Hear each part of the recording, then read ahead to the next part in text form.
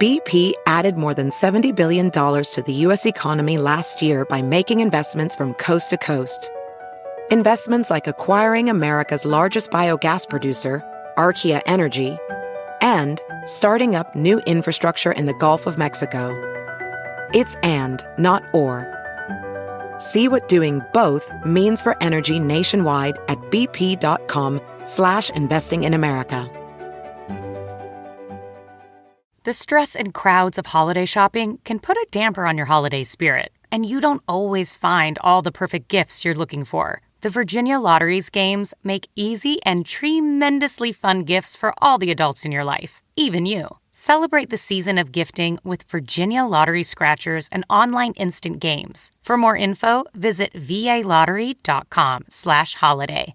Have you heard? You can listen to your gripping investigations ad-free. Good news. With Amazon Music, you have access to the largest catalog of ad-free top podcasts included with your Prime membership. To start listening, download the Amazon Music app or visit amazon.com/truecrime ad-free. That's amazon.com/truecrime ad-free. And catch up on the latest episodes without the ads. Content warning, this episode discusses violence and murder. Hello, everybody. Today is September 19th, 2023. Yesterday, some pretty major filings dropped in the Delphi case. Specifically, we focused on the Frank's memorandum filed in Richard Allen's case. Now, today, we're actually going to be taking a step back and looking at some of the other filings that dropped the same day, as well as a few filings from the defense that dropped late last week. And we'll be talking about all of those and sort of getting a sense of where things stand in the Delphi case right now. My name is Anya Kane. I'm a journalist. And I'm Kevin Greenlee. I'm an attorney. And this is The Murder Sheet.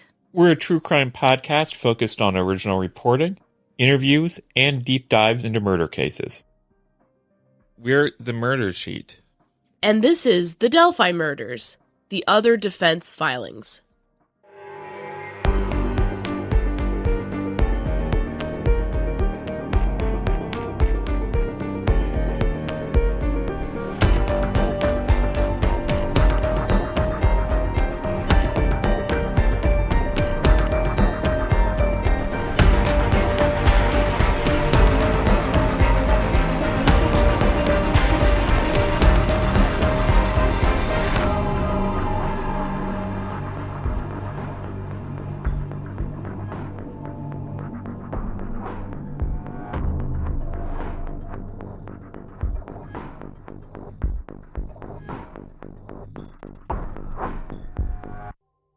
So last week, two somewhat important filings dropped as well, and we didn't cover them at the time, but we will be covering them today. The first one was the amended motion to suppress fruits of the search of 1967 North Whiteman Drive in Delphi, Indiana. And to be clear, Richard Allen and his family no longer live at that residence. So if you're wondering why did the defense put that address on there, that's why. Well, also they put it on there just because it's important for legal records and stuff to identify exactly what you're talking about. And so what they're talking about is the search done on this particular property. So it's important. This is where Allen lived. But I just wanted to specify that they weren't, putting out his address. Yes. I'm sure his family is just going through a lot of hardship right now owing to his arrest and whatnot. So, this is not adding to that. Well, before I read a portion of this, I will get into... So this deals with a search that occurred on October 13th, 2022, when law enforcement officials searched Allen's house after obtaining a search warrant that day. Yeah, and so let's discuss some of what they're saying here. Now, obviously, the Frank's memorandum they filed yesterday also gets into some pretty similar areas. Yes. But it's important for defense attorneys when they want to get evidence thrown out, it's important that you attack it in as many different ways as you can. And only one of those attacks has to ultimately work. So you don't want to put all your eggs in one basket. Yeah, you don't say, well, I'm trying to get the ballistics suppressed due to the fact that I don't believe ballistics is a good piece of evidence. I think the techniques are too, all over the place.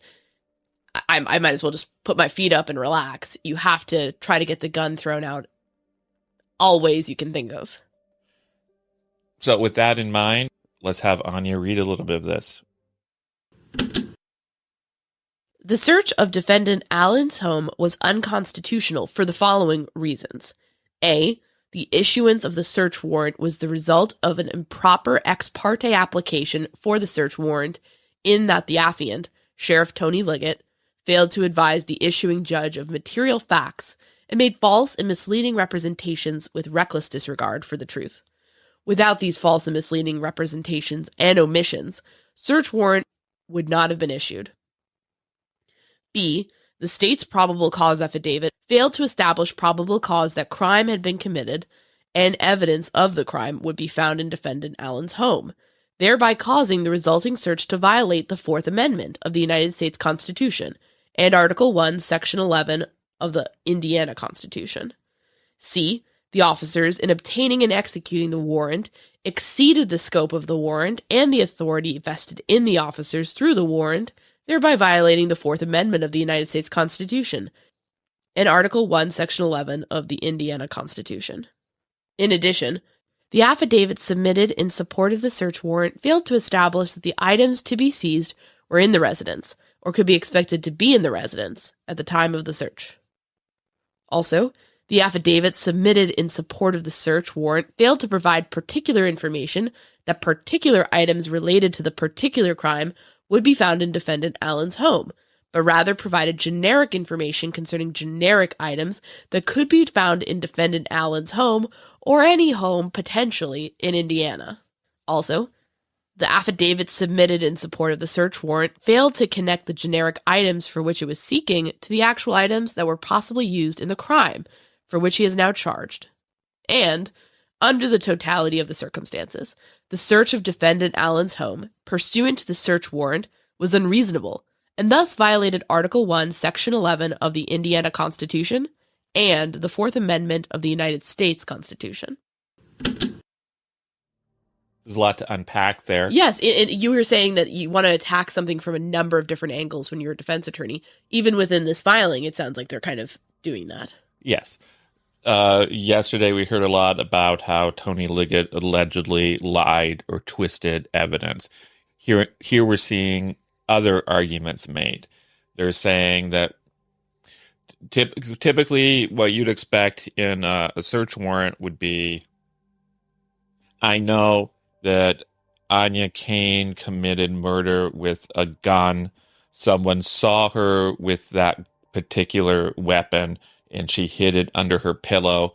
Therefore, I have reason to believe that this particular weapon is in this particular location in her residence. And they're saying we don't have that here. We just have, well, we know Bridge Guy had a gun with him, and we know Richard Allen has a gun, so we want to go look for guns in his house. And they're saying that's not good enough. That's basically their argument. And this argument is very similar to arguments along these lines that Baldwin and attorney David Hennessy made in the Caden Smith case last year. Where they, for a time, successfully got the gun thrown out. Yes, the murder weapon in that case was found at the residence where Caden Smith lived. And they said, well, you weren't particular enough that this particular gun would be found here. And that argument convinced a judge to throw it out. But then it went to the appeals court and it got put back in. So it can be a very effective approach to tackling an issue like this, because I would imagine it would be a huge coup for the defense to knock out the gun, and therefore the bullet, which of course is really the only piece of evidence that we've heard of that ties Allen directly to the scene. It's the one piece of physical evidence that ties him to the actual murder scene. Yes, he puts himself on the trails. He puts himself on the trail. He puts himself on the bridge. The defense attorney says he was there, but he says he was there at a different time. Yes. But the bullet, if you believe the ballistics, the bullet would put him at the actual murder site, allegedly at the time of the murders. Yes, and we know from the recording that Liberty took on her phone that the girls were accosted by a gun, by a man with a gun. Yes. So that we know the crime involved a gun, even if they weren't killed with a gun.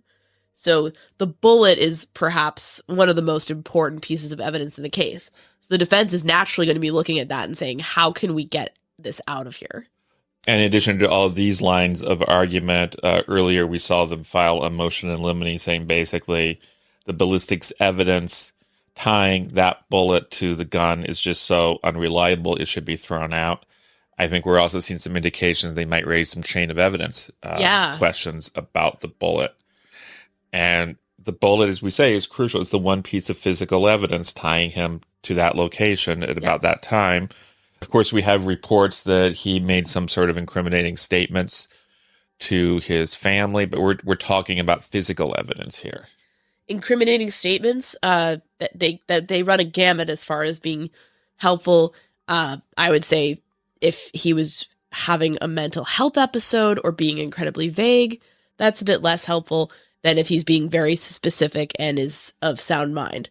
We don't know what exactly was said, so we can't evaluate that. But yeah, I would say the bullet's even more important than that, even though I think people definitely tend to be like, wow, he confessed, I think that this is a very talented defense team. They're going to be looking at everything and taking that multi-pronged approach to different aspects of this. So it makes sense that they're coming for the bullet from a number of different angles.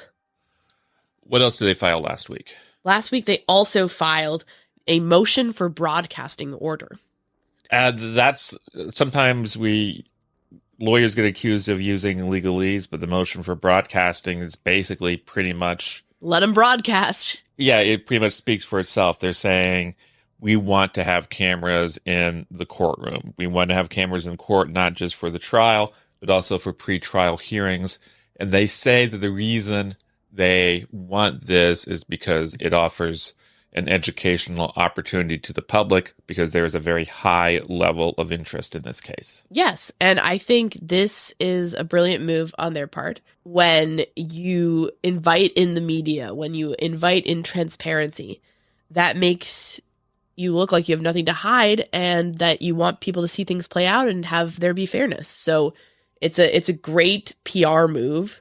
It's a great move for the public, and it's something I personally agree with. I think they should allow cameras into the courtroom here because there is so much interest, and you guys can hear us recount what we saw, but it's not quite as good as seeing it yourself. Yeah, I remember yesterday, Anya, you were talking on the podcast episode about perceptions. You were talking about perceptions in terms of crime scene, how some people might look at sticks and see, oh, this is just a pile of sticks. Other people might see some sort of Nordic symbol. And in terms of perceptions, that's also very relevant in the testimony given and the information given in the courtroom. And right now, the vast majority of people are only getting that information via the perceptions of others. AKA us. Yeah, you're not in the courtroom. Anya and I are in the courtroom. There's usually a few YouTubers in the courtroom. There's media people in the courtroom. So you're not hearing directly from the witnesses involved. Yeah. You're not seeing the lawyers. You're not evaluating any of this on your own. You're getting filtered through people who were there. And so there's certainly some value in saying, let's just see it directly. And I strongly agree with Rosie and Baldwin that this is an educational opportunity. I think it's important for the public to see this trial go on, see that things are working as they should, and have there be sunshine and transparency. I think that's all great. I think this was a smart move on their parts. I think it gets them in good with the media, because, the media is going to be like, yeah, we should be allowed in. The television news media has been all over this case, and it's smart.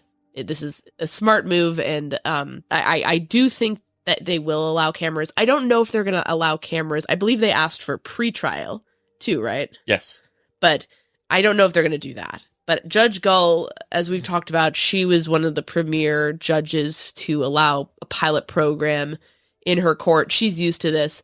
Also, the way the Indiana rules are set up, the judge has so much discretion. The judge can say, yeah, film this, but only do it this way and put the camera here. And, it's not like you let the cameramen in and they have run of the courtroom and they're running the show and it's going to be a circus. You can keep it down to a low roar. And I actually think that it may be less of a circus if you allow in cameras, because you're going to be encouraging a lot of people to stay home. So it's going to be less of a crowd. Because it's like, do I want to stand out in the freezing January weather at 5 a.m, or do I want to watch at home at a reasonable hour? And it's worth noting the prosecution has not responded to this, so we don't know what their position is. Just to be devil's advocate here for a moment, there are arguments for keeping cameras outside of a courtroom. Yes. So if the prosecution ends up making those arguments, it doesn't necessarily mean that they're doing so because they want to hide things. There will be people testifying who will be discussing some of the worst moments of their lives, talking about family members and friends and such. And those people may prefer not to have those moments recorded and broadcast all over the world. And one of the obligations of the prosecutor is to speak for the victims and the families. And what he feels is best for his community. Yes. So, also, you can have all sorts of safeguards when you have cameras in the courtroom, but sometimes, mistakes can happen. And if you have cameras in the courtroom, you're increasing the chances of some images or other things being broadcast that shouldn't be broadcast. That's true. Talking about crime scene pictures. Yeah. So, don't know how Prosecutor McClelland will respond to this, but it will be interesting to see his response. I also imagine that since everything is at the judge's discretion, Judge Fran Gull could decide herself that this is not the right trial to allow cameras in. That could also happen, even if Prosecutor McClelland doesn't care. So, I think that's important to say the other side of it. That's one of those issues where I really feel like I understand both sides. So even though I tend to be a proponent of let the media cover it, I've said this before, but I don't relish the idea of everybody analyzing Richard Allen's facial expression on TikTok or some nonsense where it's just this superficial discussion of a very serious crime and people just reading too much into things.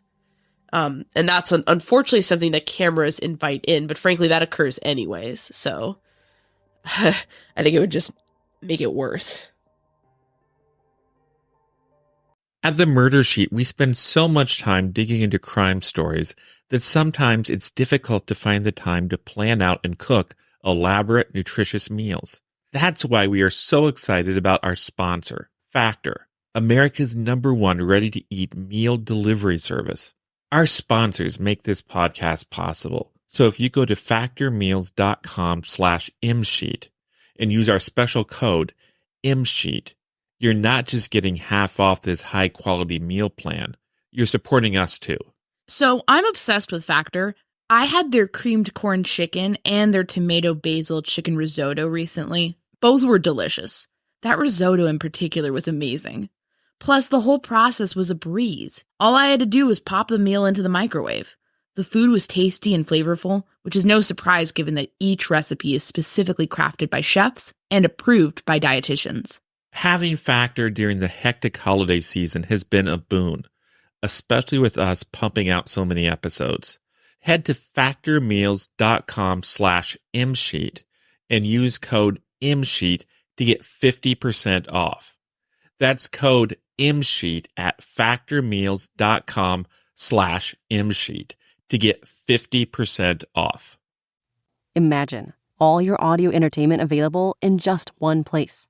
That's what the Audible app is all about. With Audible, you can always find the best of what you love or discover something new. Audible has an incredible selection of mystery and thriller titles and originals, like Something Ain't Right by Roger Stringer and Zachary Stringer. The Space Within by Greg O'Connor and Josh Fagan, and the Audible original Moriarty. Membership includes access to Audible originals, podcasts, and tons of audiobooks that you can download or stream as much as you want. And as an Audible member, you can choose one title per month from an ever-growing catalog of titles to keep. The Audible app makes it easy to listen anytime, anywhere. Whether you're traveling, working out, doing chores, wherever your day takes you. New members can try Audible now free for 30 days. Visit audible.com/thrill or text thrill to 500-500. That's audible.com/thrill or text thrill to 500-500 to try Audible free for 30 days. The number one selling product of its kind with over 20 years of research and innovation. Botox Cosmetic, out of botulinum toxin A, is a prescription medicine used to temporarily make moderate to severe frown lines, crow's feet, and forehead lines look better in adults. Effects of Botox Cosmetic may spread hours to weeks after injection, causing serious symptoms. Alert your doctor right away as difficulty swallowing, speaking, breathing, eye problems, or muscle weakness may be a sign of a life-threatening condition. Patients with these conditions before injection are at highest risk. Don't receive Botox Cosmetic if you have a skin infection. Side effects may include allergic reactions, injection site pain, headache, eyebrow and eyelid drooping, and eyelid swelling. Allergic reactions can include rash, welts, asthma symptoms, and dizziness. Tell your doctor about medical history, muscle or nerve conditions including ALS or Lou Gehrig's disease, myasthenia gravis, or Lambert-Eaton syndrome and medications, including botulinum toxins, as these may increase the risk of serious side effects. For full safety information, visit BotoxCosmetic.com or call 877-351-0300. See for yourself at BotoxCosmetic.com. So now let's talk some more about the motions that were filed this week, other than the memorandum that we all spent so much time reading and discussing yesterday. Yes. One thing that they filed was a motion to transfer custody. Yes. They really want to get Richard Allen out of Westville. Yes, and they're making a, very specific request here. Counsel for Defendant Allen have previously requested that Defendant Allen be removed from the Westville Correctional Facility on the basis that Defendant Allen has been exposed to conditions far more harsh than those of other pretrial detainees across the state of Indiana. In its order of July 19th, 2023, the court denied counsel's request for transfer, and in fact found that Defendant Allen was being treated more favorably than other inmates housed at the Westville Correctional Facility. Counsel for Defendant Allen believed that it is improper to compare Defendant Allen's circumstances with those of other offenders who have been convicted of crimes such as murder, rape, child molesting, and robbery, to mention a few. Defendant Allen's incarceration in the maximum security unit has exposed him to the most isolated conditions an offender can be subjected to while imprisoned.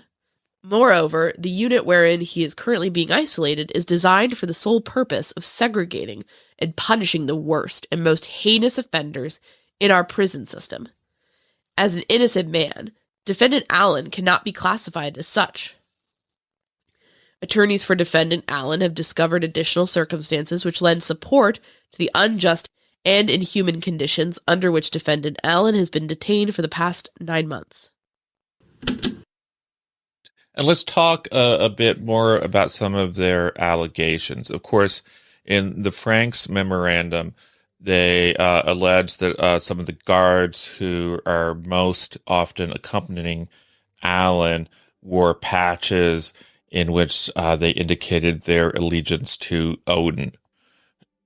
The Norse god. Yes, and of course, that is potentially problematic. Because the defense theory of the crime is that Odinists did it as some sort of ritual sacrifice. So they didn't really concretely sketch this out in the filing, but there's kind of an implication of the Odinists are not just the perpetrators of this crime, but they're also getting to Richard Allen through the walls of Westville. Yeah, I'm going to read a bit more from this motion. Through the discovery process, defense counsel has sought out from the DOC video footage from Defendant Allen's cell and video of many of the movements of Defendant Allen within the facility. To date, the defense has received video from November of 2022, as well as additional footage from April, May, and June of 2023.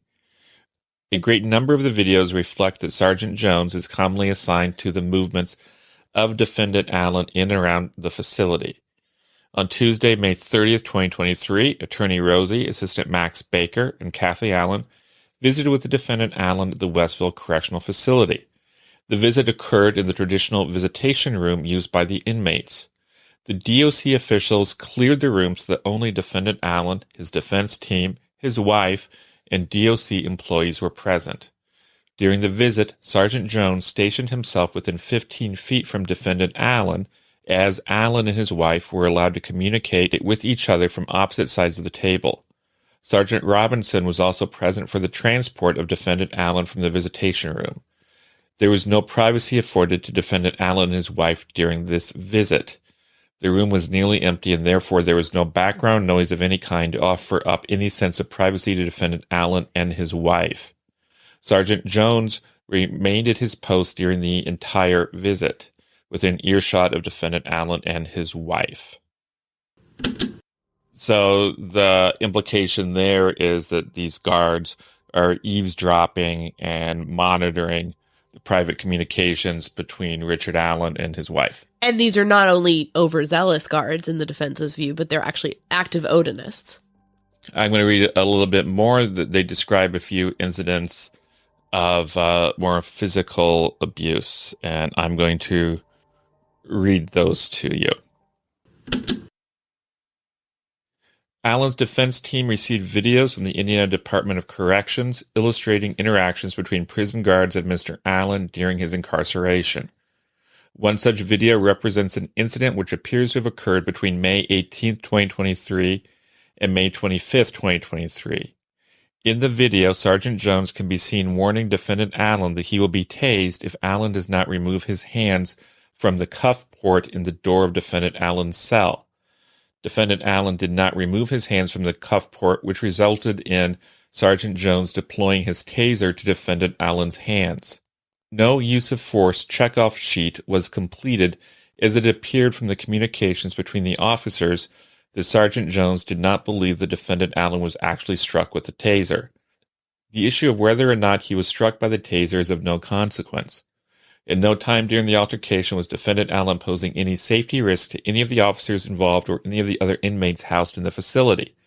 Defendant Allen was securely locked in his cell within the most secure unit in Westville Correctional Facility, and the only aspect of noncompliance involved Defendant Allen's hand sticking outside of the small rectangular sleeve in the cell door that is used to exchange food, medications, and other items with the inmate. They follow that with a description of another incident where he appears to have been tased, and then they go into some of the allegations raised by Robert Bastone. This is the other inmate at Westville who is trying to insert himself into the case. He basically has alleged that Allen's the subject of verbal abuse. Yes. I mean, it's interesting. So they're trying to kind of establish that Allen's being poorly treated. I think that the narrative got away from the defense on this in the last round over transport, because I think it became less about why is a pretrial detainee in Westville in a prison instead of a jail. And it turned into, is Allen having a particularly bad time at Westville compared to other Westville inmates? So I think this is trying to reset it and say, listen, it's not about that. It's about he's being targeted at Westville by Odinists.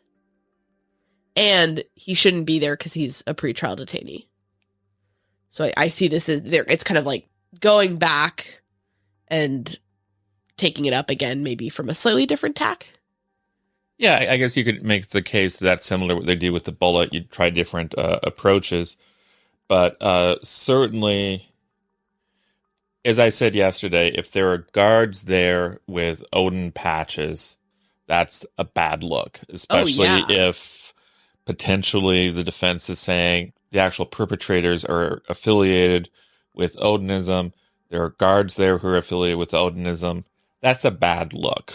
So certainly this adds to the argument that maybe this is not the best place for this. We have heard from some Odinists that indicate that they're not all racist. So yeah, for what it's worth, we got an email today from some reputable Odinists who say that they're being misrepresented. It's not all white nationalism. We're going to have them on the show so we can hear from them. Yeah. But so we don't want to sound like we're truly not labeling everybody who is kind of interested in neo-paganism as a bad person or a white supremacist.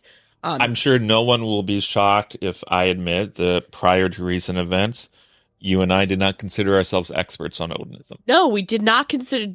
I did not have Odinism on my podcast bingo card in terms of what we'd be covering. This goes back to what the defense said in their motion for broadcasting. This whole case is an educational opportunity for all of us in many different areas. Yeah, that's true. And so, you know, that's and also one thing with an issue like Odinism, because it is a religion, but also there are affiliations with white supremacy and white nationalist groups, and some of those groups may be in law enforcement potentially, or drugs, or different aspects. It kind of like takes on, like, it's almost like, you know, if we think about Christian symbolism, you know, to use the majority religion in the United States, you know, you might see people wearing crosses, you might see people wearing saints necklaces or whatnot, or using, you know, a Jesus fish or something on their car. And, you know, that can mean different. You can't necessarily totally know where a person is coming from just because they have some symbology from a group, right? Because you don't know if is that person Catholic, are they Presbyterian, are they Methodist, Baptist? So, you know, you only really know that if it's kind of a symbol specific to one group or another. And you only know that if you're familiar enough to get that. So I'm just curious, as we delve into Odinism more, are there different facets of it? How can you tell? Is there a common symbology throughout all of it? Or do some groups kind of adhere to some symbols and others? I'm very fascinated to learn more about this as we go along. Yeah, it's very interesting. I also want to note that there is a reference in here to the rather intriguingly named Trooper X. That sounds like a terrible, like, cop procedural show, doesn't it? What do you mean? Like Up Next on Fox. Trooper X? Trooper X. On Wednesday, August 23rd, 2023, Attorney Rosie deposed an Indiana State Trooper, hereinafter referred to as Trooper X, who served for many years on task forces and as an undercover agent infiltrating hate groups in our state. Trooper X was sought out and consulted by law enforcement investigators in this case for his or her expertise with Odinistic practices and activities within Indiana. During the deposition, Trooper X acknowledged that Odinism consisted of two types, the good and the evil.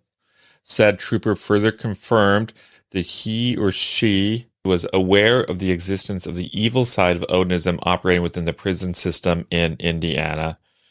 See deposition transcript attached. And they seem to include a bit of this deposition, a transcript of the deposition, in the different files where they're talking about, to quote, "It is not unfair to ask why guards would be permitted to advertise and promote the views of such a radical hate group in an environment where inmates routinely associate with the very same evil belief system." So we're having actually an Indiana State Trooper potentially kind of go over to the defense side as a witness. So that'll be interesting. Yes, Trooper X. Trooper X. But I think it is reasonable to, you know, if there are hate groups associated with Odinism and people are wearing patches around that, you know, that's a lot of inmates, again, as I've said, are people of color. That's just not an acceptable situation. So I think it definitely, regardless of what it ends up being when in terms of connection to the Delphi case, it's concerning in its own right. What are some of the other things that were filed yesterday?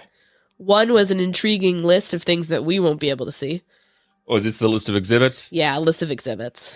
They filed a list of exhibits, and I checked with the court clerk, and they said, no, these are not public. Yeah. What are some of the things from this list that? Well, unfortunately, crime scene and autopsy photos. Well, obviously, we're glad not to see those. Yeah, that's not acceptable to have that be public. A photo of the F on a tree. And then there's a couple of other, another confidential thing is photo yellow rope tied to tree. There's also Tony Liggett's autopsy notes and a graph of the depth of Deer Creek. Photo of the bullet in the ground. 3 of them, actually. Again, even the things that are not marked as confidential are not available to the public. Yeah, they're not. None of this is available to the public. We checked. And photo of the shoe under Abby's leg. Photo of the cell phone under Abby's leg. So there's all these various things. Also, an affidavit from Todd Click, the former assistant police chief of Rushville, Indiana, who is involved in this because he apparently was one of the forefathers of the Odinist theory. His letter to McClelland, his summary attached to the McClelland letter. Some DNA documentation. And then information about Odinism, including symbology like a man hanging upside down from a tree. My understanding is that refers to a story about Odin doing that. Apparently it matches some painting that Brad Holder made. One thing on this list I would be extremely interested in is item 110, which is a video of Richard Allen being interviewed by the police on October 13th, 2022. I think that would be incredibly interesting for all of us to see, not just for what he says, but how he says it. Did he place himself on the crime scene as the prosecution says? Did he not quite do that as the defense says? I think we'd all really be interested in seeing this. There doesn't seem to be a recording of Kathy Allen's interview from the same date. That's item 111, but there was a transcript of that. I think we'd all be interested in reading that. Absolutely.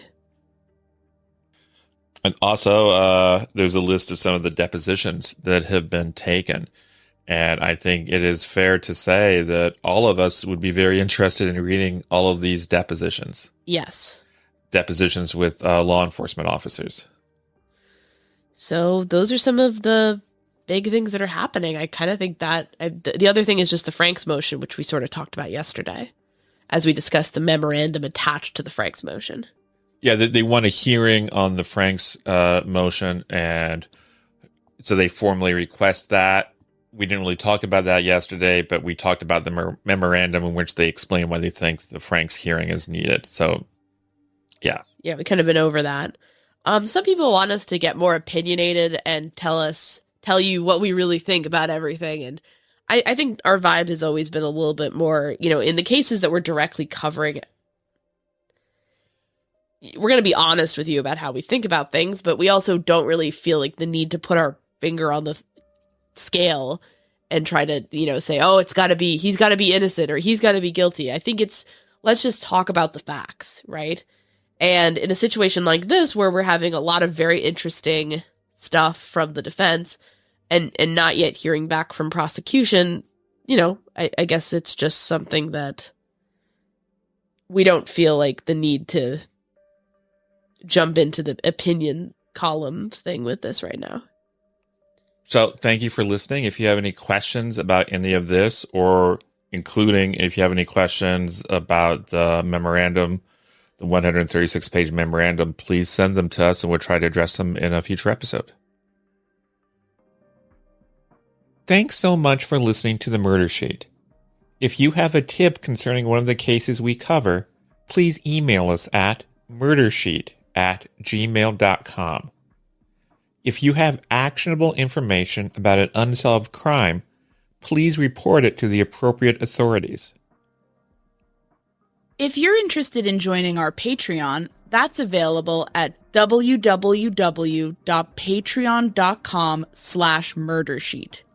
If you want to tip us a bit of money for records requests, you can do so at www.buymeacoffee.com/murdersheet. We very much appreciate any support. Special thanks to Kevin Tyler Greenlee, who composed the music for the Murder Sheet, and who you can find on the web at kevintg.com. If you're looking to talk with other listeners about a case we've covered, you can join the Murder Sheet discussion group on Facebook. We mostly focus our time on research and reporting, so we're not on social media much. We do try to check our email account, but we ask for patience as we often receive a lot of messages. Thanks again for listening. Botox Cosmetic, out of botulinum toxin A, FDA approved for over 20 years. So, talk to your specialist to see if Botox Cosmetic is right for you. For full prescribing information, including boxed warning, visit BotoxCosmetic.com or call 877-351-0300. Remember to ask for Botox Cosmetic by name. To see for yourself and learn more, visit BotoxCosmetic.com. That's BotoxCosmetic.com.